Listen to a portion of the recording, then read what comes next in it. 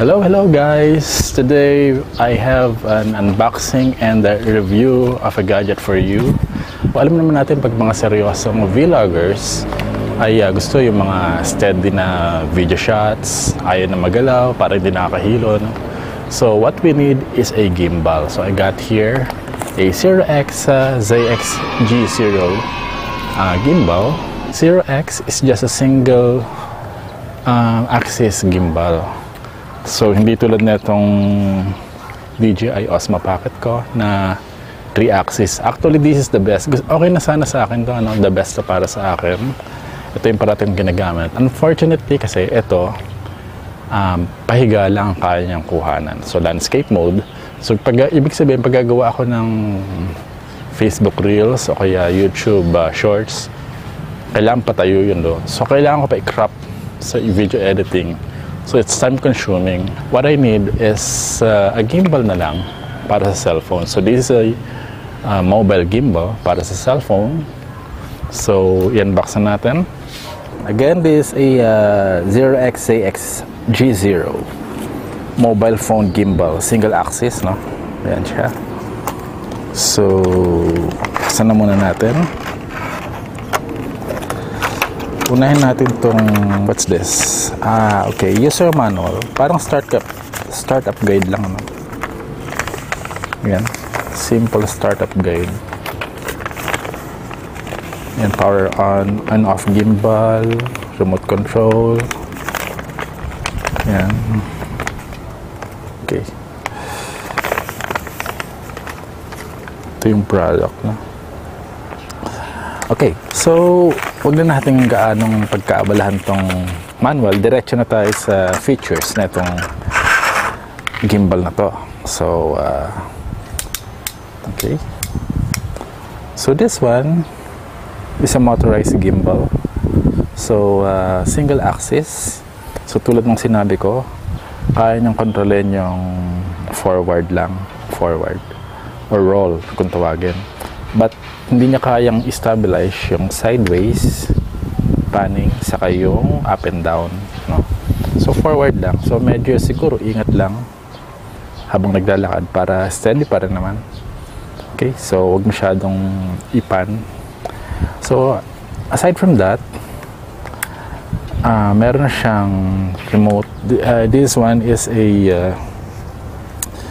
remote shutter for the cellphone for photos and videos. Ayan. And then pwede siyang, of course, ayan, napapahaba siya. And pwede rin siyang tripod. Ayan. So 3-in-1 siya, no? Selfie stick, tripod, and single axis gimbal pala. So ito yung gimbal niya. It's a motorized gimbal, no? So pag kainan natin the power on, press mo 3 seconds o 5. Pag nag-on na siya, yan na. See? Okay, so again, forward lang o yung roll lang kaya niyang stabilize, pero yung pagpapaning ka ng ganyan, hindi niya na ma-stabilize yun or pag up and down. So again, syempre mas maganda pa rin talaga tong tong ating DJI Osmo Pocket kasi nga to, 3-axis gimbal. Unfortunately nga, ang problema ko dito is pahiga lang siya or landscape mode lang siya kung mag-record. Unlike dito, kapag nalagay mong cellphone, so I'll be using my Realme C30s, no, lumang phone, for our testing. So here, there. So pag ganyan,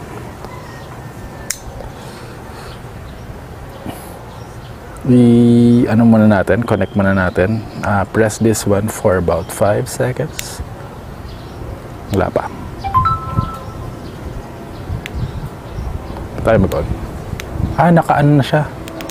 Naka-connect na pala. Okay, so na-connect na siya. So, pag gusto natin mag-picture, Pahiga lang siya selfie. Hindi ko alam kung malalak to sa ano eh. Parang hindi siya nalalak pag naka-portrait. So, subukan lang natin sa camera. Yung selfie stick muna.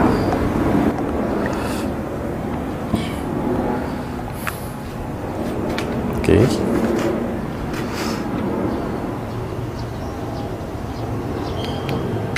Yan. Okay, good. Yan. So, gumana na yung ating selfie stick.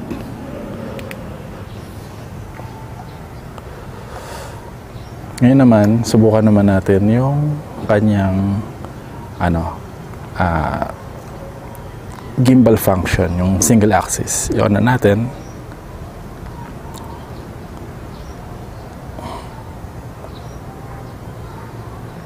Yan, naka-on na siya. Camera, wait lang. Saan ang camera natin? Ayun, nalito. Okay, so yan, i-stabilize na siya. Isubukan natin mag-record, no? Okay, naka-photo pala siya. Video muna natin. Then record. Tingnan natin kung maayos na. Pasensya na kayo dun sa mga labada ng ate ko, araw ng labada eh. Subukan natin. Again, this is not the best gimbal. Pag single, axis. Pero, so far, magagamit naman. So, kung merong good stabilization, ang electronic stabilization ang phone nyo, at steady lang kumuha, you won't be needing this. All you need is a selfie stick. Pero kung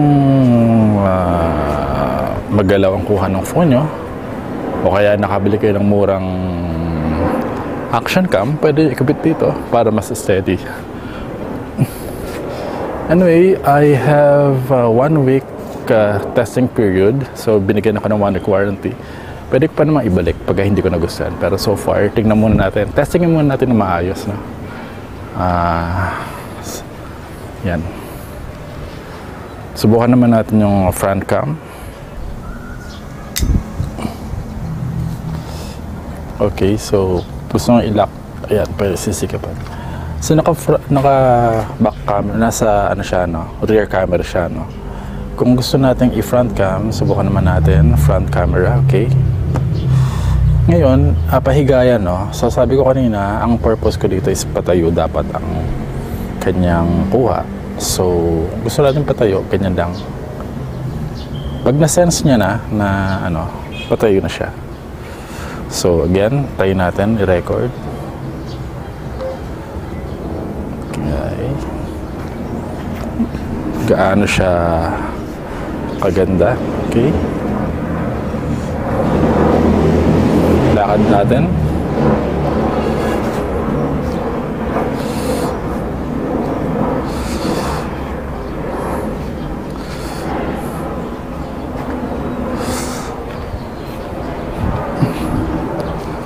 So gusto mo pa ng wide, pwede mong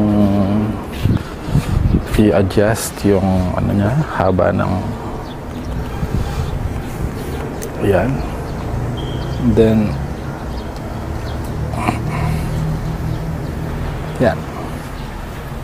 So it's more of a selfie stick na nilagyan lang nila ng stabilizer. Selfie stick siya pero nilagyan ng stabilizer ng gimbal. Okay. Okay, so that's nice.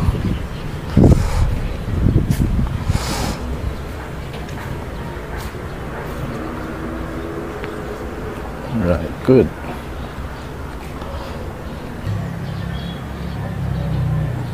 So I think base dito sa aking LCD ng cellphone ko, mukhang okay naman siya. Tingnan lang natin doon sa sinali na sa computer. Pag doon na natin pinanood sa LCD monitor kung steady pa rin. Ilakad ko ulit.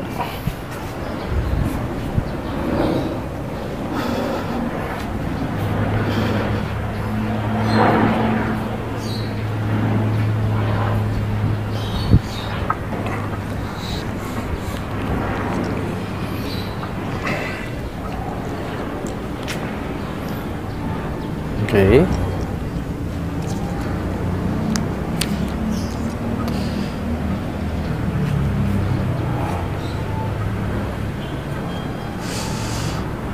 So, ayos ba ang ating Zero X ZX G0? Single axis gimbal selfie for mobile phone. Okay, selfie stick. Okay. Lakad-lakad lang natin. Nandito ako sa rooftop, no? Wala ako kasing, hindi ako makalabas ng bahay ngayon. So, dito na lang muna natin tinesting. Para din mas, tahimik. Walang gana storbo. And so, what do you think, guys? Okay, guys, that's our review for today. The Zero X ZX G0 single axis gimbal for mobile phones. I hope you like our review for today. Thanks for watching. Until next time. Bye-bye.